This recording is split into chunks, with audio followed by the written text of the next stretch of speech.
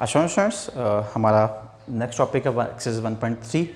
1.3 में हम लोगों ने लिमिट्स को सॉल्व करना है स्टूडेंट्स, जैसे कि हमारे चैप्टर का नाम भी था फंक्शंस एंड लिमिट्स। तो स्टूडेंट्स लिमिट्स का कॉन्सेप्ट आप लोगों को नहीं है, आप फर्स्ट टाइम मैथमेटिक्स में डिस्कस कर रहे हैं। तो स्टूडेंट्स लिमिट को रिप्रेजेंटेशन के लिए, लिमिट को शो करने के लिए हम जो सिंबल यूज़ करते हैं दैट इज़ दिस। इसको हम रीड आउट करते हैं एक्स अप्रोचेस टू 0। ठीक है स्टूडेंट्स, इसको हम क्या रीड आउट करेंगे? अप्रोचेस।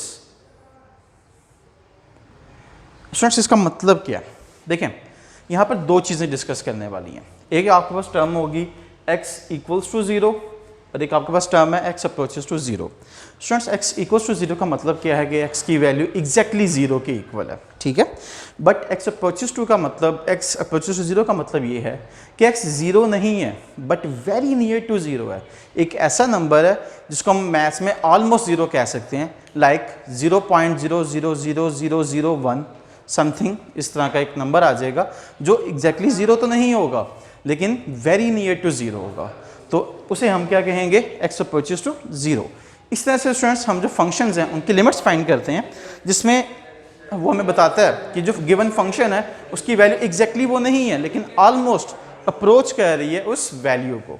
तो देखें स्टूडेंट्स, इसमें कुछ टेक्निक्स हैं जिसको आपने डिस्कस करना है। अगर फंक्शंस में दो नंबर्स मल्टीप्लाई हो रहे होंगे तो ऑब्वियसली उनके साथ लिमिट सेपरेट हो जाएगी। अगर कांस्टेंट आ रहा होगा तो कांस्टेंट लिमिट से पहले आ जाएगा।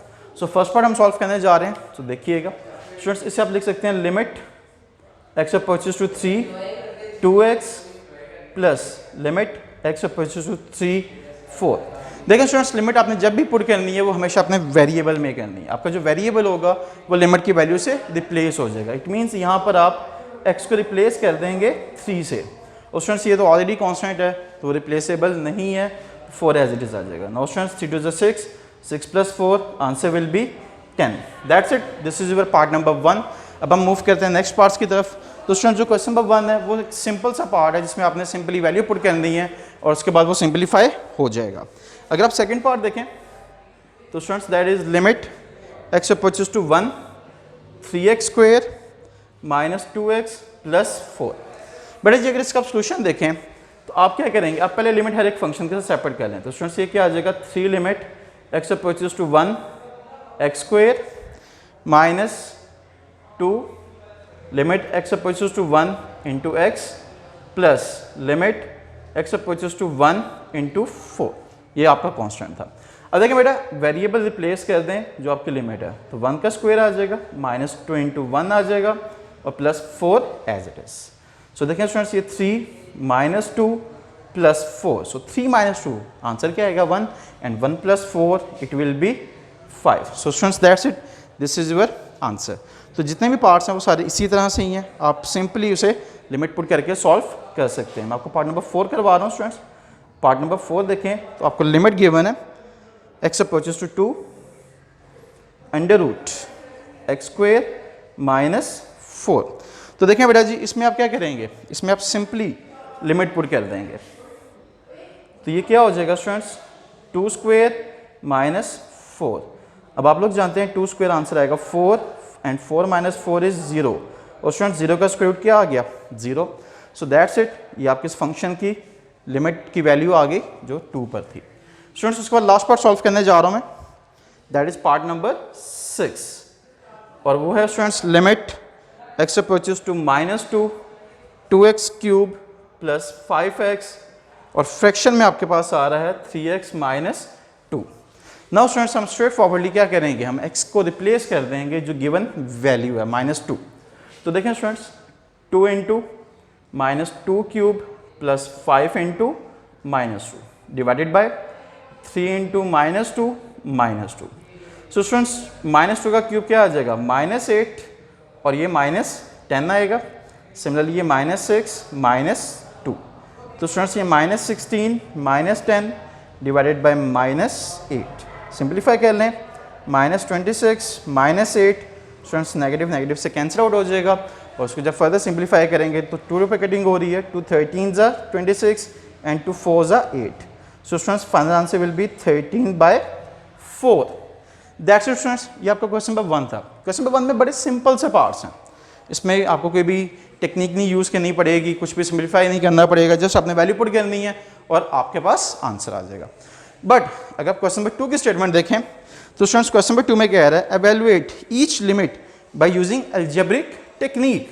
तो यहाँ पर आपको जो एवेल्यूएशन है वो बाय यूजिंग अलजेब्रिक टेक्निक से होगी। Evaluate by using algebraic technique. अब सर यहाँ पे अलजेब्रिक टेक्निक कैसे यूज़ होगी या क्यों यूज़ होगी और हमें कैसे पता चलेगा कि यहाँ पर अलजेब्रिक टेक्निक यूज़ होनी है? सो स्टूडेंट्स उसके लिए देखें, फर्स्ट पार्ट मैं आपके लिए लिख रहा हूँ, x approaches to -1 x cube minus x divided by x plus 1। देखें बेटा जी, अगर इसको आप सॉल्व करें, अगर मैं स्ट्रेट फॉरवर्डली, मुझे लेट से नहीं पता कि मैंने इसको अलजेब्रिक टेक्निक से सॉल्व करना है, तो अगर मैं लिमिट पुट कर देता हूँ एंड लिमिट इज़ -1 तो डिनोमिनेटर में स्टूडेंट्स 0 हो जाएगा और मैं कभी भी किसी भी नंबर को 0 से डिवाइड नहीं कर सकता। तो स्टूडेंट्स ऐसे केसेस में हमें सिंपलीफाई करना पड़ेगा। सो इट मीन्स स्टूडेंट्स ऐसे क्वेश्चंस को सॉल्व करने से पहले आपने चेक करना है कि क्या डिनोमिनेटर 0 तो नहीं हो रहा।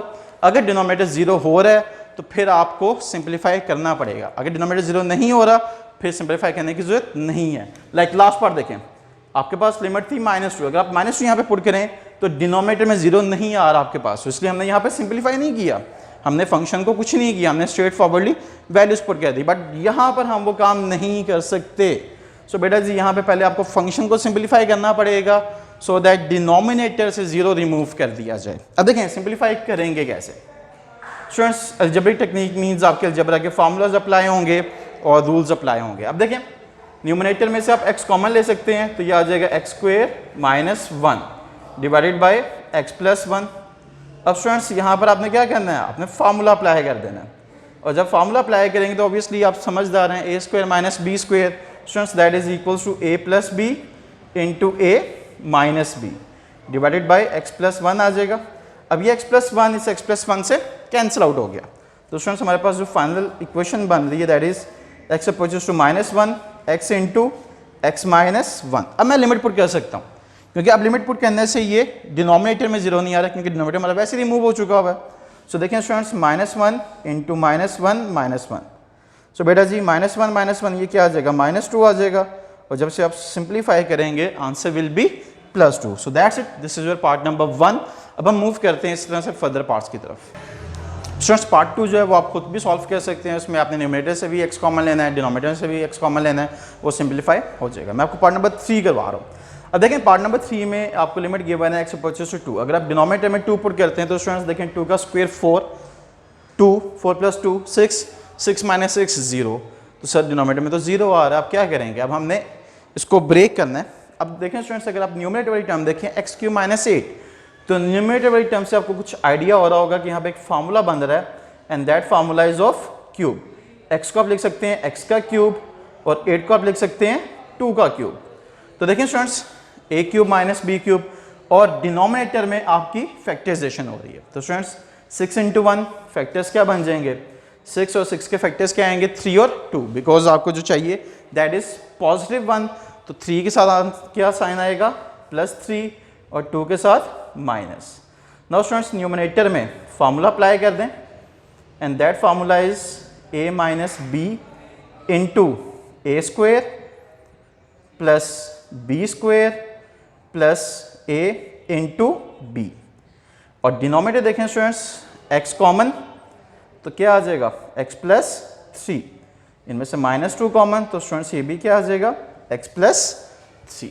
अब further simplification students limit x approaches to 2, next step में ये x - 2 into x² + 4 + 2x divided by x + 3 into x - 2। देखें बेटा जी x - 2 से कैंसिल आउट हो गया।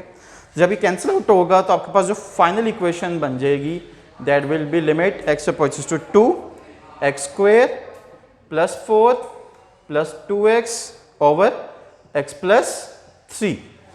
अब आप लिमिट की वैल्यू पुट कर दें। जब आप लिमिट की वैल्यू पुट करेंगे बेटा जी तो ये क्या हो जाएगा, 2 का स्क्वायर + 4 + 2 × 2 डिवाइडेड बाय 2 + 3।